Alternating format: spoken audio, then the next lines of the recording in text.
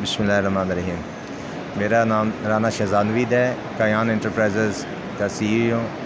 हम बेसिकली इस्लामाबाद में बेस हैं। इस्लामाबाद से पूरे पाकिस्तान में जो हमारी सप्लाई जाती है, यहाँ पे एक्सपो का मेरा सेकंड टाइम एक्सपीरियंस हो रहा है हेल्थ एशिया में। लास्ट टाइम बहुत अच्छा रहा है, इस दफ़ा भी अभी सेकंड डे है। उम्मीद है कि यहाँ पे बेहतरी होगी, रिस्पॉन्स जो है हमें बेहतर। इसके अलावा हमारे पास जो प्रोडक्ट हैं वो लैब इंस्ट्रूमेंट के हवाले से हैं। लैब इंस्ट्रूमेंट पे मुकम्मल रेंज है हमारे पास। उसमें semi auto chemistry analysis, semi auto जो हैं, इसमें CP एनालाइजर्स हैं। इसके अलावा फुली ऑटोमेशंस भी हमारे पास जो मशीनें अवेलेबल हैं पूरे पाकिस्तान में सर्विसेज दे रहे हैं। कराची, इंटीरियर सिंध, इस्लामाबाद में हम खुद बेस हैं, कश्मीर में, पंजाब, जनूबी पंजाब में, KPK में, बहुत सारी जगहों पे हमारे खुद ऑफिस हैं। इसके अलावा हमारे डिस्ट्रीब्यूटर जो हैं पाकिस्तान के मुख्तलिफ सिटीज़ जो हैं डिस्ट्रीब्यूटर हमारे काम कर रहे हैं। तो पूरी कोशिश करते हैं कस्टमर को अच्छी सर्विसेज देने में, ताकि कस्टमर जो है प्रोडक्ट लेने के बाद जो है वो सर्विसेज के वाले से सेटिस्फाई रहे हमारे साथ। इसके अलावा हमारा प्राइवेट सेक्टर के अलावा गवर्नमेंट के साथ भी हॉस्पिटल के जो लेबॉर्ट्रीज़ हैं उनमें इंस्ट्रूमेंट इंस्टॉल हुए हैं हमारे। और गवर्नमेंट सेक्टर, गवर्नमेंट हॉस्पिटल में, यस, गवर्नमेंट हॉस्पिटल में यहाँ कराची में भी 2-3 हॉस्पिटल जो गवर्नमेंट के हॉस्पिटल हैं वहाँ पे काम कर रहे हैं हम। इसके अलावा जो है बैरियर यूनिवर्सिटी में अभी रिसेंटली हमने 2 दिन पहले ही यहाँ पे लेबॉर्ट्री के इंस्ट्रूमेंट इंस्टॉल किए हैं कराची में। तो अल्हम्दुलिल्लाह पूरे पाकिस्तान में काम कर रहे हैं और बड़े अच्छे रिस्पॉन्स के साथ मसला काम कर रहे हैं। किन चीज़ों में इस्तेमाल होती है जो प्रोडक्ट हैं आपकी, मतलब टेस्टिंग में इस्तेमाल होती है या मतलब मिसाल के तौर पर जैसे टाइफाइड वगैरह होता है, HIV होता है, या फार्मा इंडस्ट्रीज में मुख्तलिफ प्रोडक्ट्स होती हैं उनकी टेस्टिंग के लिए होता है, किन किन चीज़ों में इस्तेमाल होता है? ये बेसिकली लेबॉर्ट्री के जो जितने भी टेस्ट हैं, ब्लड के, यूरिन के जितने भी टेस्ट होते हैं वो इक्विपमेंट होते हैं हमारे पास, और केमिकल। फार्मा से रिलेटेड हमारे पास केमिकल होते हैं जो इंस्ट्रूमेंट जो यूज़ करते हैं, और केमिकल फार्मा इंडस्ट्री में भी यूज़ होते हैं। उसके साथ साथ जो ब्लड टेस्ट हैं, जो ह्यूमन टेस्ट हैं, वेटरनरी के टेस्ट भी हैं। ह्यूमन टेस्ट के साथ वेटरनरी के भी टेस्ट जो हैं वो अवेलेबल है हमारे पास, जो मशीनें और केमिकल अवेलेबल होते हैं हमारे पास। ये मतलब आप बाहर से इंपोर्ट कर रहे होंगे, कौन कौन सी कंट्री से मतलब है? ज़्यादातर चाइना से लोग इस्तेमाल कर रहे हैं या इसके अलावा भी आपकी कंपनी प्रोडक्ट है? मोस्टली जो हम काम कर रहे हैं वो चाइना से इंपोर्ट कर रहे हैं। ये बेसिकली जो कंपनी है राइटो की, इसके एक्सक्लूसिव डिस्ट्रीब्यूटर हैं पाकिस्तान में हम, ये चाइना से ही इंपोर्ट करते हैं हम। इसके अलावा जॉर्डन और मलेशिया से कुछ प्रोडक्ट हमारी उधर से आ रही हैं। अच्छा, 6 महीने पहले जो है इंपोर्ट के हवाले से बड़े प्रॉब्लम थे, इंपोर्ट हो नहीं रही थी, एजेंसी वगैरह नहीं खुल रही थी, शिपमेंट क्लियर नहीं हो रही थी। तो अभी इंपोर्ट के हवाले से क्या सूरत हाल है? कुछ इसमें आपको थोड़े से मसाइल का सामना है या फिर मतलब बेहतर है कुछ? डेफिनेटली इंपोर्ट में मसाइल का सामना है। इसमें LCs तो सबसे बड़ी जो रीज़न है वो भी है। इसके अलावा अब ड्रैब की कुछ प्रॉब्लम आ रही है हमें, वो जो प्रोडक्ट रजिस्ट्रेशन के वाले से। अब उस पर वर्किंग कर रहे हैं कि ड्रैब के साथ जो है ना हमारे उसमें प्रोडक्ट रजिस्ट्रेशन की तरफ चले जाएँ, प्रोडक्ट हमारे रजिस्टर्ड हो जाए, ताकि हमें इंपोर्ट में भी प्रॉब्लम ना आए। अच्छा, मतलब जो ड्रैप रजिस्ट्रेशन करता है उसमें प्रॉब्लम आ रही है? डेफिनेटली एक बड़ी रीज़न है। ड्रैप में काफ़ी टाइम लगाते हैं ये लोग, 2-2, 3-3 साल तक आपकी एप्लीकेशन पड़ी रहती है, रजिस्ट्रेशन नहीं होती है। कुछ फार्म 7 होता है, कुछ दूसरी चीज़ें होती हैं जो इनको अप्लाई करना होता है। 4 फार्म 7 ये सारी प्रोडक्ट रजिस्ट्रेशन में यूज़ होते हैं फार्म। अच्छा, ड्रैब में 2019 की फ़ाइल्स पड़ी हुई हैं। मेरे बहुत सारे ऐसे दोस्त हैं जो इंपोर्ट करते हैं, वो यही कंप्लेन कर रहे हैं कि हमारी 2019 की फ़ाइल्स पड़ी हैं और अभी तक प्रोडक्ट रजिस्ट्रेशन की तरफ नहीं गए। अच्छा, डेफिनेटली डिले जो है ना वो किया जा रहा है, ड्रैब की तरफ से डिले किया जा रहा है। अभी दिसंबर तक का टाइम है, हमें जो एक्सटेंशन दी गई थी इंपोर्ट की कि आप इंपोर्ट कर सकते हैं दिसंबर तक। अब दिसंबर में टाइम ख़त्म हो रहा है ड्रैब का। इसमें क्या कहना चाहेंगे इस हवाले से? मतलब क्या इसकी वजूहत, रीज़न क्या है जो मतलब जो उनकी रिक्वायरमेंट है वो पूरी नहीं होती है ड्रिप की, या मतलब वो उनके पास काम का लोड बहुत है? मुझे जो लग रहा है वो काम का लोड है। मेरे ख्याल में रिक्वायरमेंट देखें, जो जो उन्होंने इंस्ट्रक्शन दी हुई हैं, जो जो रिक्वायरमेंट मांगी हैं, सारी जमा करवा दी गई हैं। इसके बावजूद फ़ाइल 6 महीने बाद भी पता करते हैं तो उधर ही पड़ी होती है। जो रजिस्ट्रेशन वाली फ़ाइल है वो आगे नहीं जाती आगे डेफिनेटली ये मतलब आप इसमें मुझे लग रहा है इनका जो सिस्टम है वो स्लो है। अभी इनके पास अभी बहुत सारी जो चीज़ें हैं वो अभी जो है ना उसकी बिगनिंग ही नहीं हुई। अच्छा, स्टाफ का इशू समझ लें, या इनका जो इंटीरियर जो है इंटरनली जो इशू है वो प्रॉब्लम है, जिसकी वजह से ये रजिस्ट्रेशन का प्रोसेस बहुत स्लो है। मतलब आप आपका डिमांड ये है कि इसको थोड़ा स्पीडी किया जाए। डेफिनेटली, ताकि बहुत सारी कंपनी जो है रिजिस्टर्ड हो सकें और इंपोर्ट में जो मसाइल आ रहे हैं ड्रैब की वजह से वो हो सकें। अच्छा, तो इंपोर्ट में ड्रिप की वजह से क्या मसाइल आ रहे हैं, मतलब रजिस्ट्रेशन नहीं है, इस वजह से इंपोर्ट नहीं हो रही? डेफिनेटली रजिस्ट्रेशन पे प्रॉब्लम है, ज़ाहिर एयरपोर्ट पे, फिर सी पोर्ट पे मसाइल बनते हैं ड्रैब की वजह से, और ड्रैब का आगे जो है वो बहुत स्लो है। एलसी के अगेंस्ट में कुछ फिर डिपॉजिट भी तो कुछ रिक्वायरमेंट है बैंक की, जिसकी वजह से पहले तो इस तरह नहीं होता था, पहले एडवांस पेमेंट जमा कर देते थे, हो जाता था। अब वो कहते हैं कि नहीं जी, उसके आप 110% जो आप डिपॉजिट कर पाएँ हैं। सही है, बिल्कुल ऐसे है, लेकिन अब काफ़ी हद तक जो एलसीज़ वाला इशू है ना वो काफ़ी हद तक सॉल्व हो रहे हैं। अच्छा, अब जो मेन रीज़न है वो ड्रैब है, एलसीज़ का काफ़ी हद तक प्रॉब्लम सॉल्व हो रहा है अल्हम्दुलिल्लाह, बेहतरी की तरफ जाने शुरू हो गए मामला। जो 6 महीने पहले जो बात आप कर रहे हैं वो 6 महीने पहले ऐसे ही था, एलसीज़ के बहुत प्रॉब्लम थे, पेमेंट बाहर सेंड ही नहीं हो रही थी। अच्छा, अब अल्हम्दुलिल्लाह उसके काफ़ी हद तक प्रॉब्लम जो है वो सॉल्व हुए हैं। सही। तो अच्छा सर, कुछ देखने से एग्जीबिशन में आप जैसे रिलेटेड और भी कंपनी पार्टिसिपेट कर रही हैं और उसमें डिस्प्ले भी किया है उन्होंने अपने प्रोडक्ट को, तो मार्केट में कंपटीशन भी होता है, तो उस हवाले से क्या कहना चाहेंगे? जो मार्केट में कंपटीशन है और उसमें मतलब एंड यूज़र को फ़ायदा होता है, क्वालिटी अच्छी मिलती है, रेट अच्छे मिलते हैं, तो आपको डेफिनेटली जी, डेफिनेटली फ़ायदा होता है, एंड यूज़र को फ़ायदा होता है। दूसरा, कंपनी का जो एक हेल्दी कंपटीशन होता है ना आपस में, इसमें आपको अपने आप को बेहतर करने का मौका मिलता है। कंपनी के प्रोडक्ट आप बेहतर करते हैं, सर्विसेज को बेहतर करने का मौका मिलता है। ये हेल्दी कंपटीशन होना चाहिए, हर फील्ड में होना चाहिए, अच्छा, ये इम्प्रूवमेंट होती है आपकी। कंपटीशन है? डेफिनेटली बहुत ज़्यादा कंपटीशन है, हर जगह बैठे हैं कंपनी, जो इम्पोर्टर बैठे हैं, जो सर्विसेज दे रहे हैं वो बैठे हैं, और ये खूबसूरती है हमारी किसी भी फील्ड की। बल्कि कंपटीशन ना हो तो आपको देखें अपने काम को बेहतरी की तरफ अच्छे तरीके से लेके जाते हैं जब आपको कंपटीशन का सामना होता है। सर, आप चाइना से कर रहे हैं, तो चाइना के हवाले से हमारे पाकिस्तानियों का एक तरह मिसकॉन्सेप्ट है कि चले तो चांद तक वरना शाम तक वाली बात है, तो उस हवाले से क्या कहना चाहेंगे? ये तहफ़्फ़ुज़ आ जाए, उसको कैसे क्लियर करेंगे? ये बात मैं भी ऐसे ही सोचता हूँ।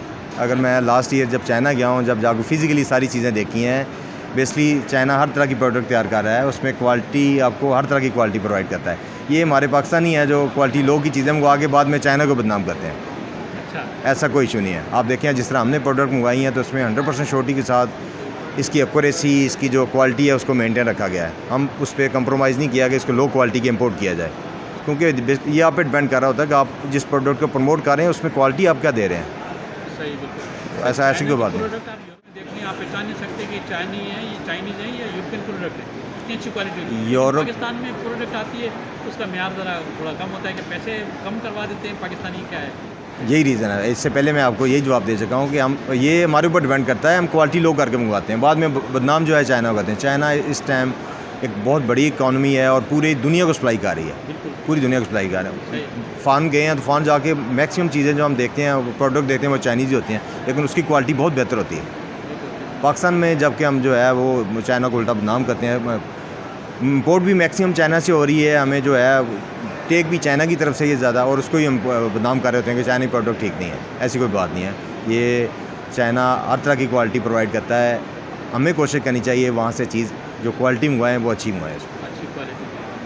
अच्छा सर, पाकिस्तान में भी मैन्युफैक्चरिंग हो रही है? अभी एक साथ मेरी बात हुई थी, वो बता रहे थे कि पाकिस्तान में भी कुछ प्रोडक्ट जो है मैन्युफैक्चरिंग हो रही है, या कुछ चाइना जो है यहाँ पे अपने प्लांट्स लगाना चाह रहा है, तो पाकिस्तान में कुछ मैन्युफैक्चरिंग हो रही है लोकल प्रोडक्ट जो आपकी जो है उससे रिलेटेड?